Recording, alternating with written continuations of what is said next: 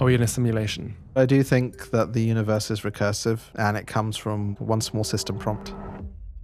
It's quite funny. Once you start seeing things as prompts, everything's a prompt. Like genes are a prompt, you know? So who asked the first question? But that is the question, right? That's the meaning of life, the universe, and everything. When do you think we'll have the answer to that? I hope we can find that in the next few years. That'd be kind of cool. All these structures are just too similar. What we've had with the ablations, and so the ablations are kind of tests of different hyperparameters to train models. The fact that an equation for the diffusion of gases can drive your self-driving car and make images and videos and songs, and another very similar equation can write poetry, indicates there's an underlying structure to the universe that we're putting data into, and the math of generative AI is discovering, and it's probably going to be close to the math of generative AI. And then when we work that back, there should be an initial prompt that generates that. Are you spiritual at all? Yeah. In what way? So, you know, I grew up a Muslim and kind of believe in a higher power, a God, and things like that. And I think you see in a lot of faith traditions, again, echoes of what we're seeing today. Religion is the stories that have survived. There is something bigger out there. And I think the quest for life is a quest for internal, external meaning. Like all of them have the same thing. Like enlightenment is you go up the top of the mountain, realize you're nothing amongst everything. Then you go down amongst the people and realize it's your interactions with others. We see same things with the question about AI consciousness. Like when do you become conscious of yourself? When can you update your own internal state? But we have a lot of talk about AI consciousness, but not about AI enlightenment. Like ultimately what we want is enlightened ASI, right? And what is that? Well, I think it's intelligence is your ability to change state from being like a gas that's creative to a fluid that flows to ice that can execute, and knowing when to do that. Consciousness is the ability to do that upon yourself. And enlightenment is probably not being weighed by your previous states, being able to smoothly move between them. And I think enlightened AI that can understand the universe and the higher order and the higher powers would be something that would definitely put us PDOOM much lower, right? And we should work towards. And I think, again, historically we've been seeing aspects of that. So why not embed that in our AI? AEI, Artificial Enlightened Intelligence. That's the ideal, right? Does the divine have a hand in what's going on right now? Well, I mean, let's look at the arc of human history, right?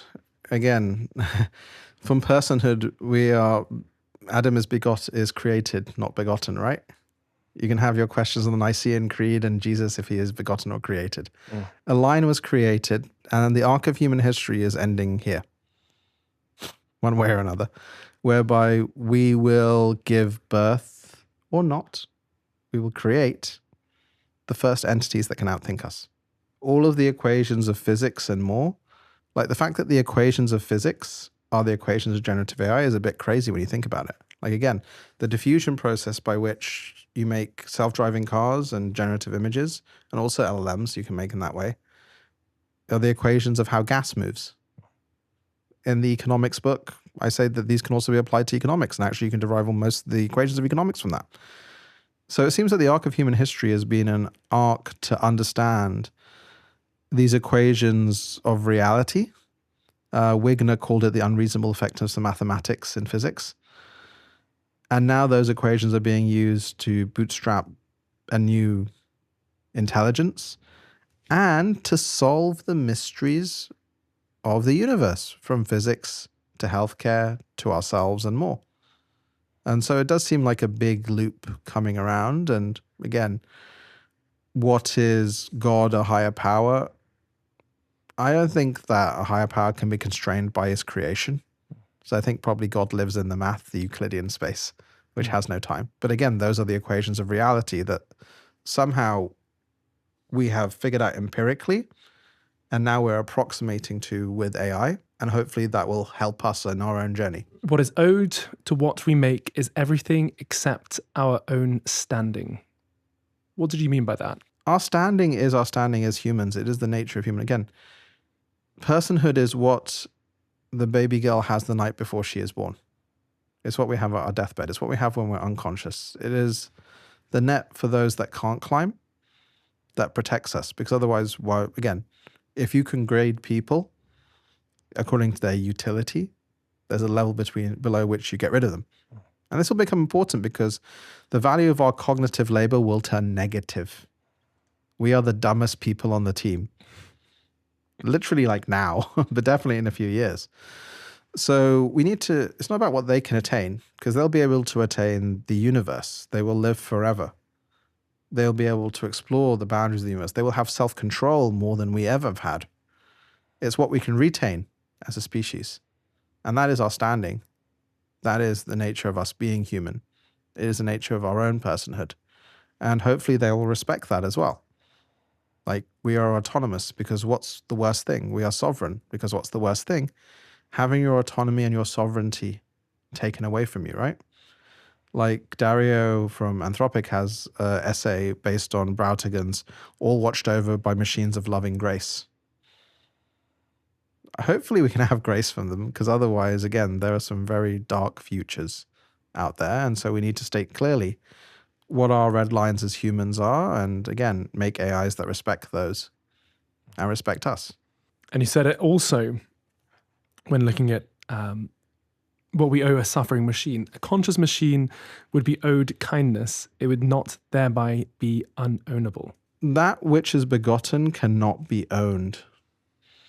Like, again, we had this diversion as a human species of slavery. How can you own that which is begotten?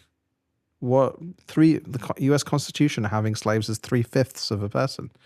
Women being considered a part person and more.